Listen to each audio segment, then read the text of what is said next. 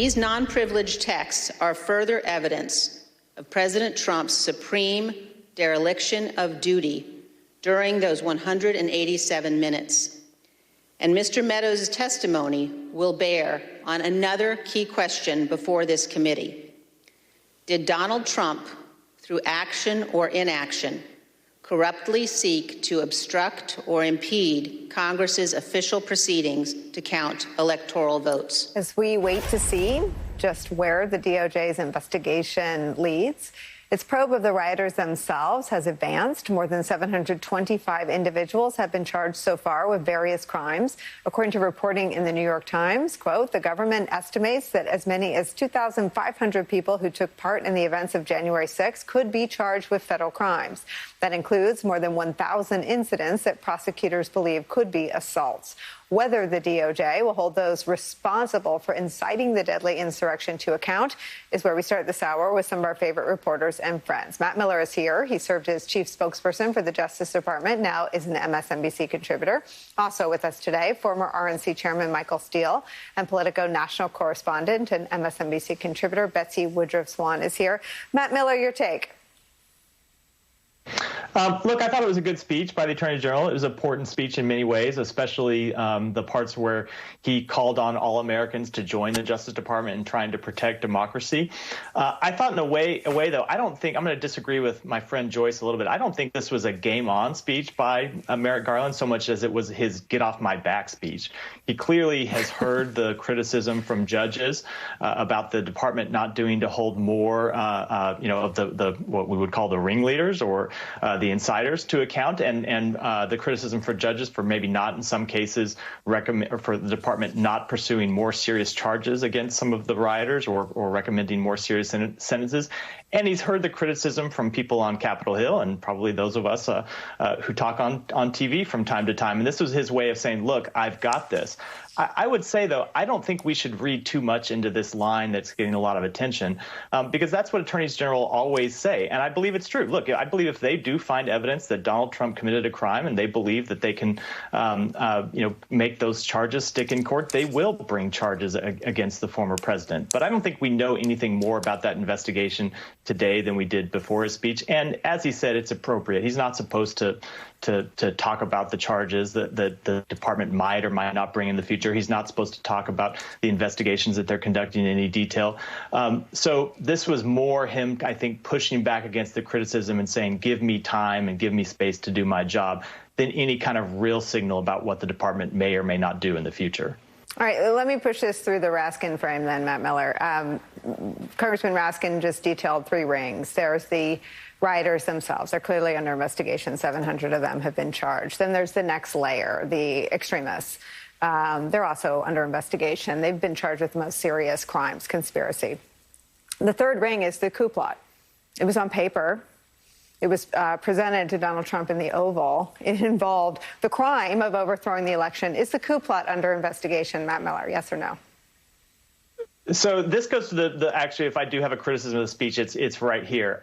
We obviously don't know what they're investigating, but we have not seen any signs publicly that they are investigating the coup plotters themselves. And as we've talked about before on the show, I think we would know if they were calling people to the grand jury, because those people would be complaining, they'd be litigating the executive privilege claims. It's very hard to think that you could conduct that kind of investigation without it becoming public. And so I do have this question for the department, which is, do they think they have the criminal tools necessary to defend democracy in these instances? It may be that they're looking at this and saying, without an actual nexus to violence, what the former president and those around him did wasn't actually a crime. It's a threat to the Constitution. It's a betrayal of his oath of office. He should have been convicted by the Senate, but it may not be a federal crime under the criminal code.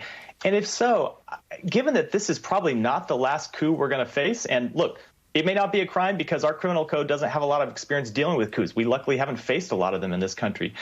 But if the criminal code isn't sufficient for dealing with it, I would like to hear from the Justice Department that very fact, because as long as there's a Democratic Congress, they ought to be looking at changes, maybe not to address what happened on January 6, 2021 and the days leading up to it, but the next time Donald Trump or someone like him is on the ballot. Well, I mean, ding, ding, ding. I mean, Michael Steele, the coup is not under investigation. We were at the one-year anniversary, and I think Matt just said it in the kindest way possible. But what Congressman Raskin just described as the inner ring, the third ring, the plan on paper to overturn the will of the voters, the pressure campaign against Mike Pence, the call to Brad Raffensperger, the calls to the Michigan state election officials, those are just the things we know about. And I know we know a lot about what Donald Trump did because he let it all hang out, and he had a bunch of leakers and attention seekers, and on Fox News, these were heroes, so it was really hard to keep all the coup-y stuff secret. But we don't know what we don't know. But it's pretty clear from Matt Miller's careful answer there that we know that the coup isn't under investigation. What do you think about that? I would agree with Matt. I accept both ends of his analysis with respect to what Joyce Vance had said earlier. I think this speech was a form of get off my back. I got this. And also a form of sort of gun shy. You're talking about a Justice Department that has been under a lot of pressure politically over the last few years, certainly in the face of not one but two impeachments and all the information that was born out of those efforts. And I think that there's a level of cautiousness here that is very hard to bear for a lot of citizens who are looking at this saying, can you please do something or give me an indication that somebody's going to pay a price here? But that's not how our system works. And so I'm willing to give the Justice Department a little bit more runway, because you're talking about bringing some very heavy level charges potentially against some very heavy level individuals. We've never been in this space before to go, legally after a former president, chief of staff, members of Congress, some former, some currently serving.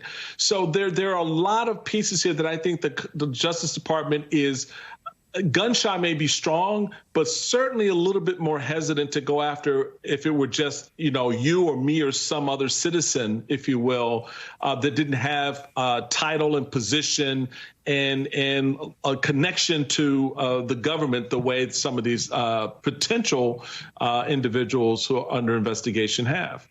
I mean, let me just stipulate the perception of a criminal investigation of the highest member of the other party is a banana republic, okay? That's bad.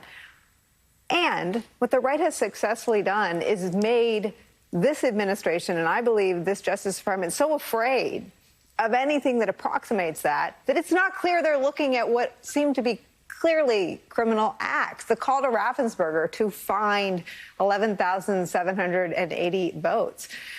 Meadows is on the call. He's asking him to do all sorts of things. Meadows, go to Signal. Who was he talking to on Signal? I mean, all of these people were involved in a corrupt attempt to overthrow an election result. There are all sorts of election laws on the books. And what Matt just made clear and what you seem to agree with is that none of that conduct is under investigation.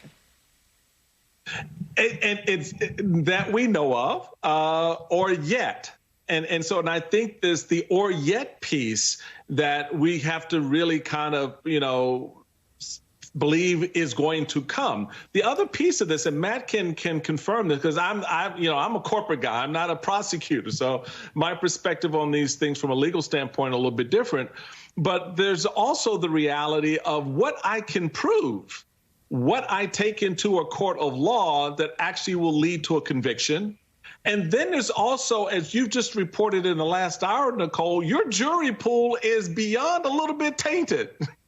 Well, you got 51% of the people who believe that the president was, not legitimately elected. So, or legitimately elected. So there are a lot of legal considerations as well as others that sort of feed into this narrative of investigation that we have not had to confront before. And I think it's a new test area, not just for the politics, but certainly for the Justice Department.